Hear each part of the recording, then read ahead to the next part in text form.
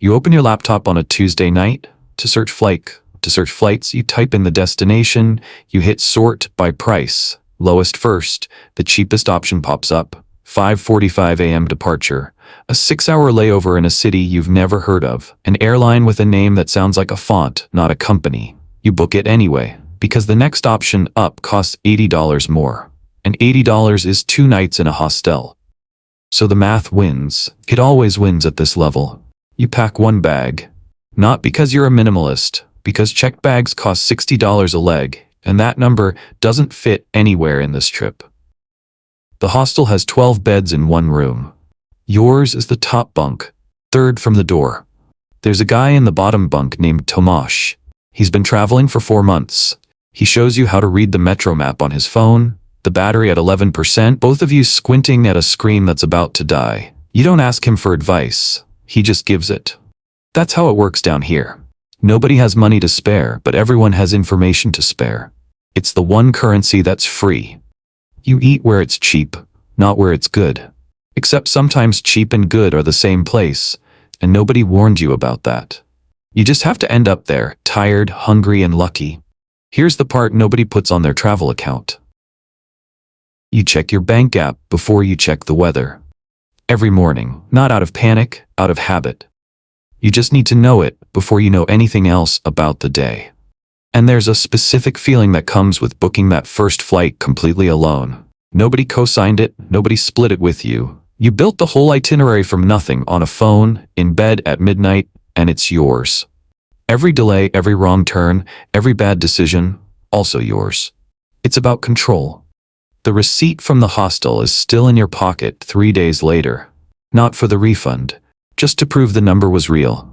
Years later, you'll laugh that any of this felt like a big deal. Right now, you just know the flight is booked, the bag is packed, and Tomasz is asleep in the bunk below you. Phone dead, metro map memorized just enough to get you both to the airport on time. The spreadsheet's still open, but you're not just sorting by price anymore, you're filtering. Departure after 8 a.m., landing before midnight. Those 2 filters alone cut the list in half. You notice it. A year ago, you'd have booked the 5:45 flight without blinking. The airline this time has a name you actually recognize. You get a seat assignment before you show up. You get a bag, 1 checked, no drama, no math about whether $60 breaks the trip. It doesn't. You don't even open the calculator app on your phone this time. You stay in a hotel now. Not the kind with a rooftop bar and a name that sounds like a perfume. Just a normal hotel. A door that locks. A bathroom nobody else uses. You didn't think that would matter this much until you had it. The first night, you don't do anything special. You just stand in the room for a second. Nobody's snoring 3 feet away. Nobody's phone charger is plugged into the only outlet. You just stand there, and it's quiet. And that's the whole event. You take a cab from the airport instead of figuring out 3 different buses with a suitcase banging against your leg. It costs more. Funny enough, you don't think about it twice. Your coworker, Odalis, is the one who talked you into getting a travel rewards card before this trip. She sat next to you at lunch and pulled up the math on her phone. The annual fee, the points, the math working out in your favor if you actually use it right. You almost didn't apply. You applied anyway. The card doesn't change your life, but it changes this trip. A little. Food's different too. You're not hunting for the cheapest thing within walking distance anymore. You're picking what you actually want to eat. Sounds small. It's not small. It's the first time food on a trip is a decision instead of a problem you're solving. Here's the thing nobody tells you about this level. The fear from level 1. The constant bank app checking, the tight chest at the register, it doesn't fully go away. It just gets quieter. It moves. From your throat down into your shoulders. You don't feel it every hour anymore. You feel it maybe once a day, usually late at night, usually for no reason at all. You're managing friction now, not fear. The seats are still uncomfortable, the lines are still lines. None of it threatens the whole trip the way it used to. And there's a version of trust starting to build in you that has nothing to do with money. You booked this whole thing 2 months ago and you're just letting it happen now, not checking every detail every day. Trusting a plan you built yourself is easy. Trusting one you didn't build, that comes later. And it's going to ask more of you than this one ever did. You book the direct flight, not the one with a layover that's $200 cheaper. You did the math on that layover once. 3 extra hours in an airport, plus the anxiety of a tight connection, plus the chance your bag doesn't make it. You ran the numbers, and the direct flight won. Not because you're rich, because you finally started counting your own time as a cost. The strange part is nobody teaches you that. You just arrive at it one day, sitting in an airport at 11 p.m., missing a connection, swearing you'll never do this again. The card Odalis talked you into last year, it's paying for something now. Lounge access. You walk in expecting nothing special. You get a quiet room, free food, a chair that isn't bolted to 5 other chairs. 2 hours before your flight used to mean standing near a gate, guarding your spot, listening for an announcement. Now it means sitting down. A woman 2 seats over is asleep before boarding even starts. You fly premium economy on the long one this time. Not business. Just enough extra room that you actually sleep for 4 hours instead of dozing for 40 minutes and waking up with your neck at the wrong angle. You land, and you feel like a person, not a survivor. The hotel this trip took longer to pick because you finally had enough options that picking became its own decision. You buy travel insurance without thinking twice, because you've read enough stories, or lived through one small one yourself, to know what it costs when nothing's covering you. You're not managing friction anymore, you're managing time. And once you start putting a price on your own hours, you can't really stop. It follows you home. The lounge chair didn't teach you that. But it's where you first felt it, clearly. Sitting there, with a plate of free food you didn't even really want, just aware for the first time that your hours are worth something.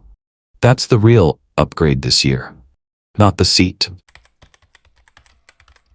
Or someone hands you noise-canceling headphones before you even ask. You're in seat 2A. Not economy plus, not premium, the seat that turns into an actual bed. The kind you used to see people sitting in when you walked past them on your way to row 34, wondering what that felt like. Now you know. It feels like sleep. Real sleep. You land in a different time zone and you're a person who slept 8 hours, not someone who folded himself into a chair for 9 and called it rest. Gareth handles the logistics now. Not a website. A person. He works for the travel management company your company uses, and by the time you land, your car's already outside, your hotel's already confirmed, your connecting flight's already rebooked because the first one got delayed and you didn't even know it happened until it was already fixed. You clear security through a lane with 4 people in it instead of 40. You board first. Your bag comes out on the carousel before most people have even found their gate. None of this feels like luxury. It feels like some finally stopped wasting your Tuesdays. Here's the thing that actually gets you, somewhere over the Atlantic, half asleep in that flat seat. You remember seat 34E, middle seat, 2 strangers on either side, your backpack strap digging into your shoulder because you didn't want to check it and pay the fee. That was 3 years ago. Same you. Different seat. Nobody clapped when you moved from one to the other. You just arrived here, one flight at a time, one raise at a time, one status tier at a time. The hotel upgrades you without you asking. The desk clerk already sees your name on a list before you say it. Late checkout isn't a favor. It's just what happens. You start to notice something a little uncomfortable in all this. It's not that you got smarter. It's not that you deserve it more than the guy in 34E right now tonight, on some other flight, digging his shoulder into a stranger's armrest. It's that somebody, your company, a client, the market, decided your time was worth protecting. Not your money. Your time, priced by someone else, and priced high. You didn't do that. The number did. You're managing attention now. Whose problems you take on. Which fires are actually yours to put out. Nobody warns you that this is a harder question than the flight ever was. You book a one-way ticket, not because you forgot the return date, because you don't have one yet. Nobody has to approve this trip. There's no calendar invite blocking you in, no manager to run it by, no vacation days counting down like a fuel gauge on empty. You land and 4 days in, the place just earns it, so you stay. You message Gareth, tell him to push the next flight back. He doesn't ask why. You're just staying, because staying is available to you now, and it wasn't always. This is what people mean when they say money buys freedom. It doesn't buy a better seat. You already had the better seat back at level 4. It buys the ability to just stay. The resort you're at isn't the kind that shows up on a map with 5 stars next to it. It's the kind that shows up in a magazine article about the architect who designed it, how the pools were built to disappear into the hillside instead of interrupt it. You hire a guide for the afternoon. Not because you can't read a map, because he knows which door to knock on, which family still makes bread the way they did 80 years ago, which hour the light hits the temple just right.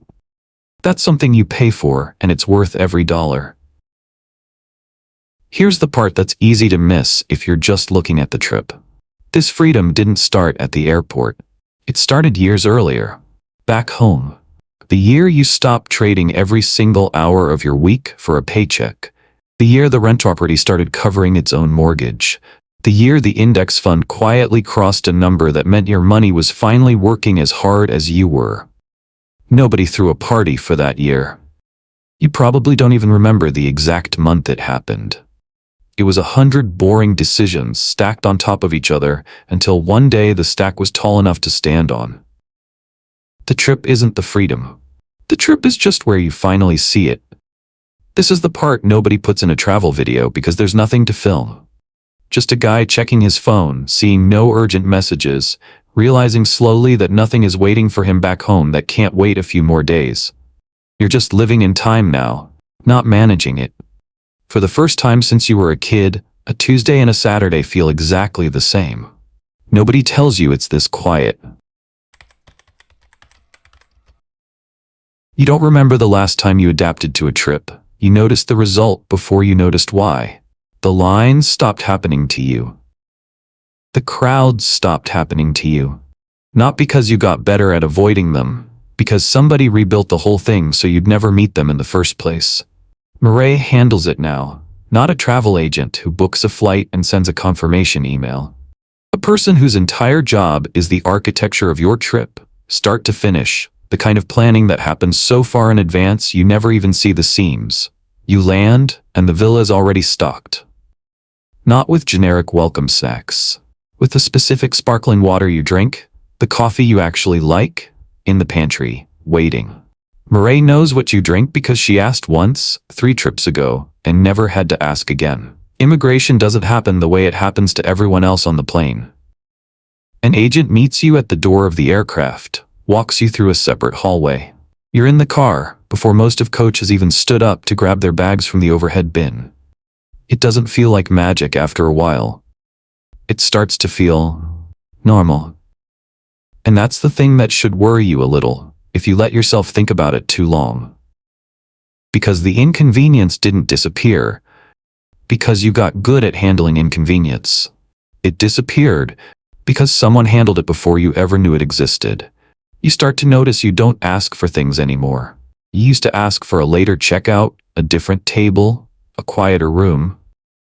Now nobody waits for you to ask. There's a quiet cost buried in that.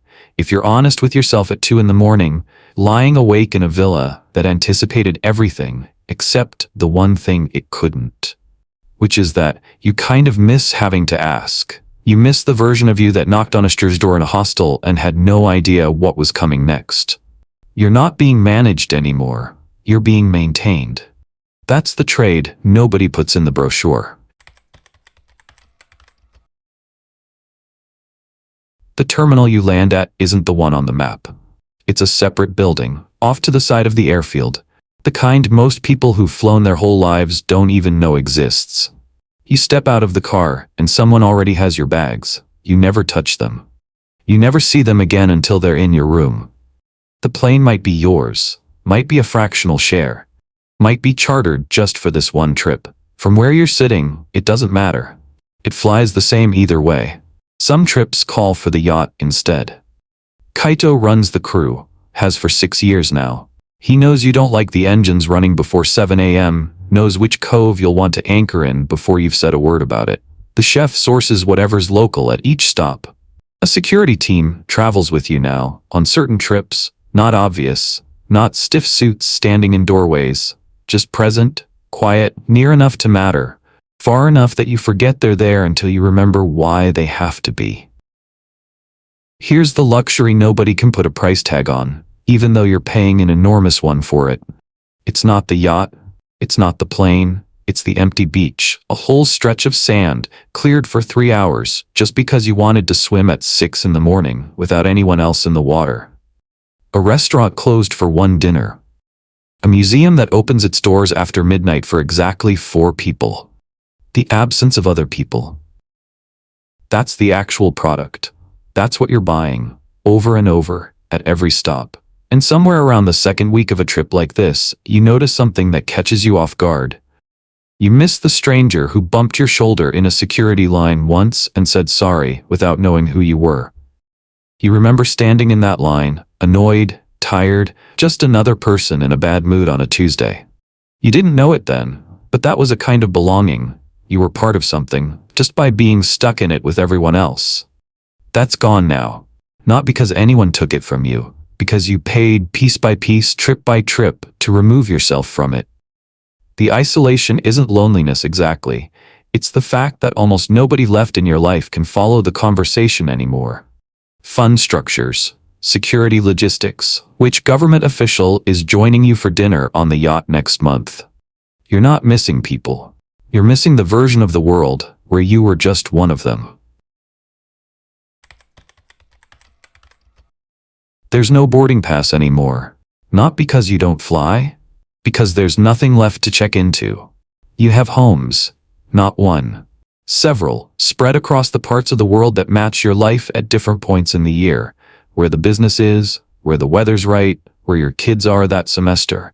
When you move between them, nobody calls it a trip. It's just Tuesday, somewhere else. The staff at the next house already know you're coming before you've fully decided. The plane leaves when you're ready. There's no gate to make. Meetings don't wait for you to travel to them. People travel to you. The room adjusts. Here's the strange arithmetic of this level. The part that doesn't show up anywhere on a balance sheet. You have the same 24 hours as the guy back at level 1, still checking his bank account before the weather, still 3 seats down from a stranger in row 34. Same 24 hours, completely different life inside them. At level 1, a week away costs months of saving, careful math, and real discomfort in exchange for being somewhere new. At level 8, a week away costs nothing. Because it isn't a week away. It's just a week, lived somewhere else, with the same staff, the same quiet, the same version of your life simply relocated to wherever you happen to point. You stopped noticing the absence of that first feeling a long time ago. The one from the hostel bunk. The dead phone. The stranger showing you the way because neither of you had anything else to give but information. You don't remember exactly when it left. That's the part that would bother you if you let yourself sit with it too long, which you don't, because there's a call in 11 minutes and the room is already adjusting for it. The distance between level 1 and level 8 was never really about the seat or the villa or the empty beach. It was about this. Somewhere along the way, the trip stopped being something you saved for. It just became how you live. From the outside, it looks like travel. From the inside, it was 30 years of ordinary Tuesdays. Somewhere right now, a 22-year-old opens his laptop on a Tuesday night. He's not working, he's searching flights, he types in the destination, he hits sort by price, lowest first. The cheapest option comes up. 5:45 in the morning, a 6-hour layover in a city he's never heard of, an airline with a name that sounds like a font, not a company. He books it anyway. $80 is 2 nights in a hostel. The math wins. It always wins at this level. He doesn't know yet that the way he's planning this trip is the way he's about to plan everything else. The job, the apartment, the years. He just knows the flight is booked, the bag is packed, and somewhere below him, in a bunk he hasn't met yet, a stranger's phone is already down to 11%, waiting to show him the way.